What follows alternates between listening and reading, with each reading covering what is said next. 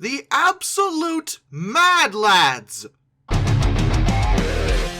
game has been rigged, forget all the rules. Stop believing what you're told.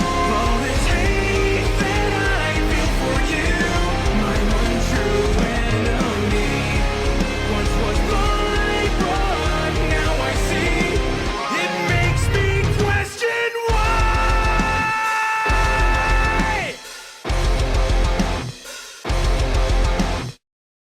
Now I, like you, when I first saw the trailer for this, I thought they were just messing around, and to be fair, this is an April Fool's joke, but it also is a very, very real game that you can actually definitely play and get a little over 3 hours worth of content out of, and it's actually really, really good.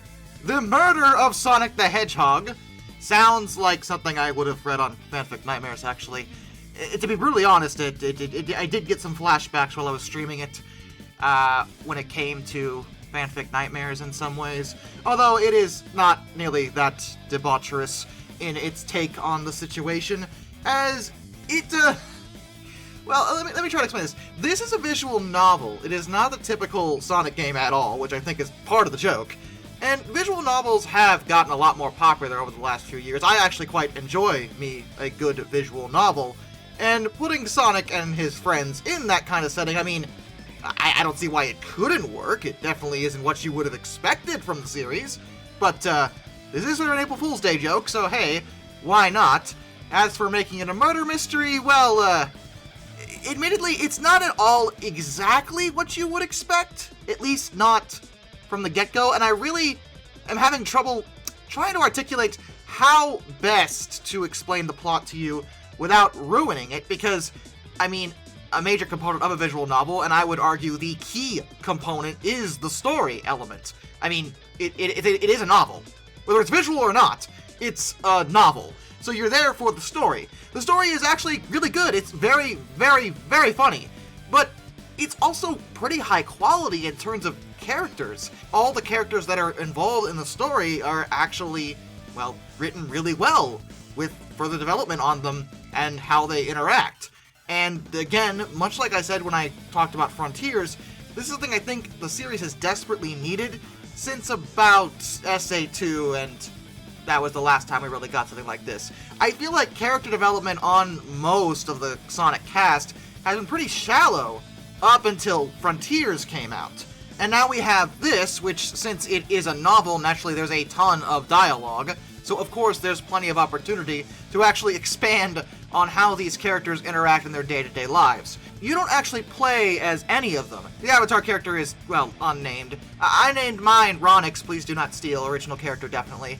And the running theme, and rather joke, with the Avatar character in this game is that they are in no way like the Avatar character from Sonic Forces. Because yeah, you were given a gadget, but that Avatar character was still pretty fast and could actually fight. The character in this game is actually a completely average, normal person. It is literally their first day on the job working on this train. Because, like a proper, classic murder mystery, it's set on a train, and that's part of the theme, which, I dig that. That's totally cool. But it's his first day on the job. He's just a regular employee. There's nothing notable or special about him.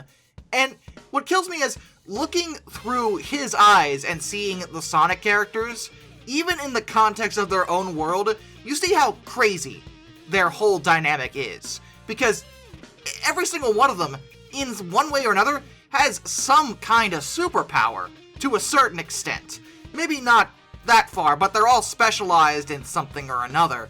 And some literally do have straight-up magic as far as anyone's concerned. The point is, on the planet that they live, there are plenty of normal people who just do normal people things, like a regular 9-to-5 job, which is all your character is trying to do here, but he's caught up in a situation involving the Sonic cast, and it's hysterical. There's a ton of running gags, there's a ton of references and callbacks to older things, because again, they're trying to actually build a universe for once, so I definitely dig that. And visually, the game is actually stunning. The artwork is all 2D, and it absolutely looks phenomenal. They did an amazing job with the visual flair. This was actually made by a very small team, under contract by Sega, because they pitched the idea, and Sega was like, yeah, that sounds funny. Because, admittedly, Sega's been pretty good guy, top tier lately in terms of how they're really handling their fans. Like, not only are they trying to deliver quality experiences, but they're also subject and getting involved with in-jokes, actually interacting with the community, not communicating with nothing but nonsense corporate jargon, just trying to have fun. And I think that's actually been really good for them as a company, and of course for Sonic as a whole. The franchise has benefited from this kind of can-do attitude, where, hey, look, we're just having fun here. It's about a supersonic hedgehog, okay? Let's just enjoy this, alright? And yeah, and that's exactly what the game does. It's a fun experience. It's a short experience, but it's a fun experience. Music is acceptable, and beyond the novel and the reading and the solving of the crime, there are actually mini-games that take place when you're trying to interrogate someone regarding their alibi during the crime. The minigame is actually very much like an old-school special stage from a 2D Sonic game. In fact, the art style of the sprites in this particular mode reminds me very much of Sonic Advance in that regard, and I'm 100% certain that was probably on purpose. But it's a nice little diversion. It's nothing amazing, not groundbreaking, but again, this experience was never meant to be groundbreaking. It's supposed to be a fun little diversion with a funny, enjoyable story involving the main Sonic cast. Most of the game has you clicking around and investigating stuff. There are dialogue trees, and there are some decisions to make, but the only complaint I would ever have about this, and this is a really minor issue as far as I'm concerned because of a very specific reason that I'll get to, but if there's any complaint to make about it, it's that don't go into this expecting this to be a really in-depth, choose-your-own-adventure style visual novel. There aren't that many radical decisions, or any, to be honest, in terms of things that are going to completely alter how the plot ends up. It is a linear narrative. Now, there are definitely certain decisions you can make that will change the outcome of individual conversations or lead to some kind of joke or something. There are things like that within the game, but it's nothing that's going to change the narrative at all. In that regard, it is a very dissimilar situation from most full-priced, full-length visual novel games that you might see on Steam, because a lot of them, and in fact most of them, actually have decisions that affect the course of the narrative. It can change how the story ends up, adding to the replay value. The Murder of Sonic the Hedgehog doesn't have this at all, but it's really hard for me to even attempt to compare it to a full-priced, full-length visual novel, when A, it wasn't meant to be, and B, it is absolutely 100%, no seriously, free. There's no microtransactions, there's no pay up front, there's nothing. It is literally just a short treat for Sonic fans the world over to have a little fun in the universe and experience a funny story involving these characters that we've all grown to love. You don't have to pay anything except with your time, and like I said, the game is only about 3 hours, maybe a little longer if you're bad at some of the mini-games, maybe. Although I should probably also mention you can actually totally turn those off. Well, not off completely, but basically make it so that it's impossible to lose them if you only want to focus on just reading, which is fine. I actually appreciate having the option there. I didn't turn them off, but someone else may want to. They may not like them, or just may want to sit down and have a casual, enjoyable read of this silly little story, and you know, that's fine.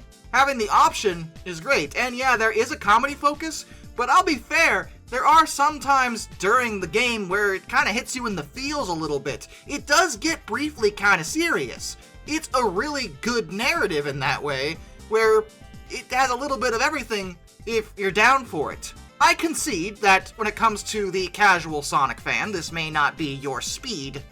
because, well, it is a visual novel, and it's not a side-scroller or a platformer of any kind. It is a completely disconnected idea and, well, genre compared to pretty much every other Sonic game.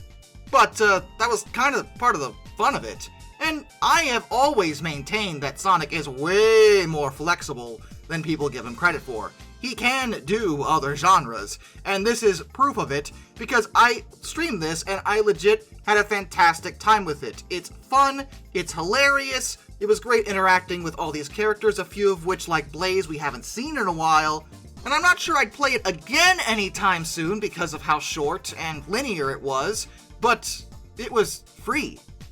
I didn't have to spend any money on it. So if you got some time to kill, and just want a good laugh, or itching for some new Sonic content while you wait for the free Sonic Frontiers DLC to come out in a few months, then I would definitely recommend The Murder of Sonic the Hedgehog, which is not a sentence I ever thought I would say. Under any circumstances. It just never, ever entered my mind.